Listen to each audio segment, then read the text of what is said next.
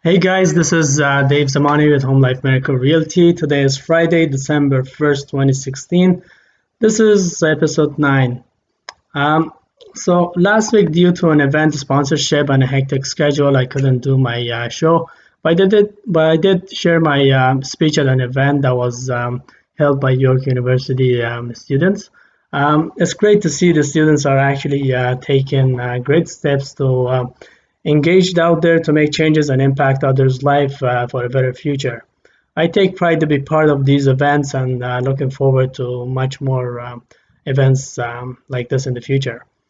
What has happened in the real estate market in the past few weeks, you would wonder?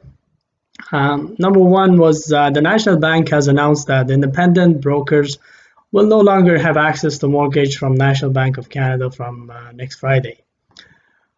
CMHC announced the share of foreign ownership of Canadian condos remained low, with Toronto at 2.3% and Vancouver at 2.2%. Both markets saw a lower share than 2015. Real estate contributing more to the economy. Statistics Canada says that the construction industry grew by 0.7% in the month following decline in the previous 4 months. Residential construction was particularly strong, increasing to 1.7%. There was a 26.8% rise in the number of mortgages backed by insurance from the Canada Mortgage and Housing Corporation, also known as CMHC, in the third quarter of 2016. Ben Myers, Senior VP of Market Research and Analytics at Fortress Real Development, said that it is increasingly more difficult, close to impossible, for young Canadians in the Greater Toronto and Greater Vancouver areas to own a single-family home. So that was briefly some of the news that we had in the past 2 weeks. I just wanted to cover those so you guys are aware what's going on in the real estate market. Next, I wanted to give some tips to the investors who are in search of increasing their asset and want to have a better retirement by investing today. Remember guys, keeping cash in your account won't do you any good. Dollar value goes down every day, hence the goods that we buy today goes up in prices to keep with this inflation. So every day that you have your money in the account, it's losing its value. So get out there and invest in something to retain or even increase your dollar value as we move forward. So here are some of the tips that can help you make your investment portfolio to grow, especially those people who are out there and want to actually put investment, increase their portfolio, increase their assets. The following tips or the following few steps that I'm actually covering would be very beneficial to those kind of investors. Whether you're low profile or high profile investor, you want probably hear this and get to know that these things are out there for you to increase your asset. First and foremost is the flipping business. It's getting popular in the past few years, especially because of the hot real estate market, both in residential and commercial, especially in residential. This is a short-term investment where investor buys a beat-up property and as soon as it's ready to sell, they put it back in the market to sell. So things that they do is renovate, finish the basement, make the house livable and make it look nice so it's attractive to the eye. For commercial, sometimes investors can also tenant it to increase the value furthermore for potential investor audience. The next one is buying and keeping a property. Buying a property which is typically in a decent livable condition, the investor can tenant them and get a tenant to stay at the property. In such, the tenant pays for the rent, which is eventually mortgage money. So not only investor is benefiting from the mortgage principal that goes into the investor's pocket, but also the appreciation of the property, which has been quite significant in the past few years. So in the past few years, at least I could say for the past 2 or 3 years, if someone has done something like this, they have pocketed more than $100,000 on an annual basis, if not more, on a semi-detached house, I would say on average. So this is also a significant long-term investment opportunity for investors out there.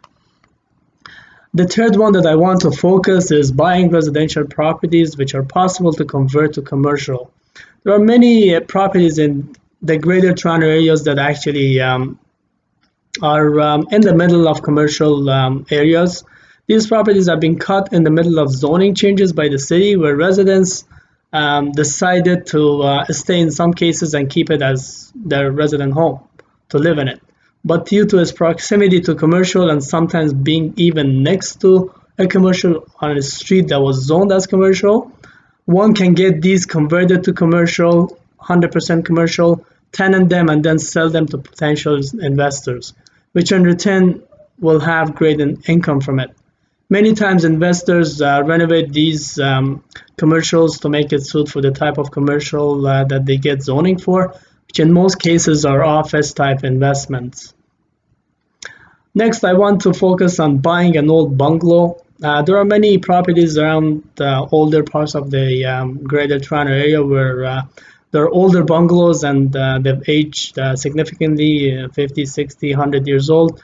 So investors buy them, tear them down, and sometimes they build 2 floors with new design and layouts and then put them back in the market and sell them. This one has caught popularity in the past few years among many investors. Among these type of investors, many buy such properties for even empty lots and get all the building design permits and just sell the design with the land to the potential buyers. If lot is wide enough, investors even have the opportunity to divide or sever the lot and sell each lot or each part of the land of the lot separately after getting the building design permit from the city. More and more of these style of investment has been seen in the market lately. It is actually catching a lot of investment and a lot of attention from the investors because you don't have to deal with building a house and then selling it. So they're trying to cut that process and just make quick cash today by severing the lots, getting the design for building and just selling the design with the lot itself. For high-profile investors, there are older buildings that usually are available for renovation. For investors, so investors can buy them, renovate, fix, and do all the work to bring it up to standard, then change the zoning and sell each individual unit separately as condos. The same could be done for hotels. To purchase the hotels, sometimes, a lot of times, there are many older hotels out there in the city where you can change the zoning to condo buildings and sell each separately, and you can make a lot of money. Some investors go after low to no tenant commercial office buildings too, and where possible they change the zoning to condos and try to sell each separately as condos. Sometimes buying such commercial office buildings empty and tenant them will increase the value of commercial buildings significantly. But such work needs extensive research, and investor or their agents need to be aggressive in order to approach the businesses to get such office buildings tenanted with some attractive packages for the business owners or their potential tenants.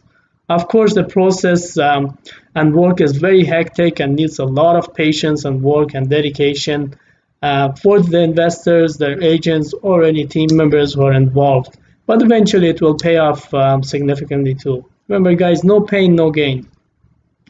I want to finally touch base on the land developments. As the demand for residential has increased, the land development also has becoming very popular. Purchasing a land with the zoning being ready for residential houses is very rare, and there are some, especially in the greater Toronto areas, then it will be insanely expensive. It's going to be into millions of dollars, which sometimes, especially with the new developers that they want to start these kind of things, it becomes very unattractive and they don't want to touch those kind of expensive or pricey lands. However, in the suburbs of Toronto, there are many other types of lands that developers purchase, and usually hiring some firms, you can get them to use their expertise and evaluate the land to see if there will be any potential for zoning changes. Such firms do exist, and for a high-profile Developers going through these firms are ideal, as they don't want to risk their investment, and to be sure once land is purchased that they can start the zoning change process and eventually start building. There are obviously many more ways of making money in real estate and other types of investment, especially in commercial world. But these are in brief some of the most popular ones that could be seen in the market used by different class of investors today.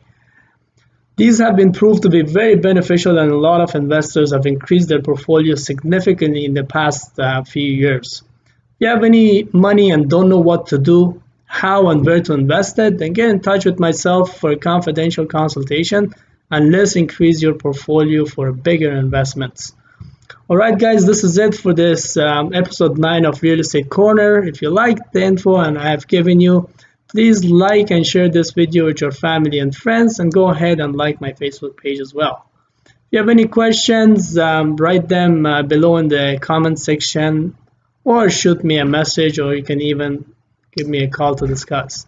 Don't forget to like my page. Facebook page is Dave Zamani, real estate agent, and also my YouTube channel. Don't forget to subscribe to that, guys. I've started that recently. I would appreciate if you could subscribe to my YouTube videos, my YouTube channel too.